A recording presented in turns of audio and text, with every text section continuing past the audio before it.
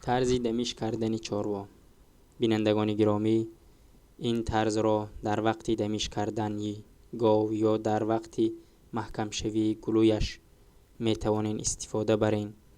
یک بار دیگر نشان می دهیم و دهان گاو را کشاده و لوله پلاستیکی را در زیر دندانهایش می مونیم تا اینکه شلنگ یا انیقترش لوله رزینی ما را سوراخ نکند.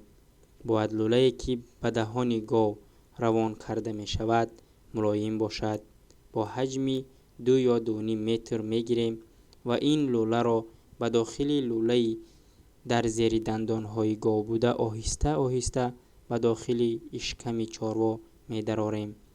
به داخل روان که کردیم و بعد درست روان کردن از داخل اشکمبه گاو گاز یا افلاسی های جمع شده اشکم را می براریم. و پیش از همه این را گفتنیم که متخصص را در همه حالت دعوت کنین و به مشورت متخصص یگان کار را انجام ندهین تا که سبب تلف یافتن چارواهایتان نگردید.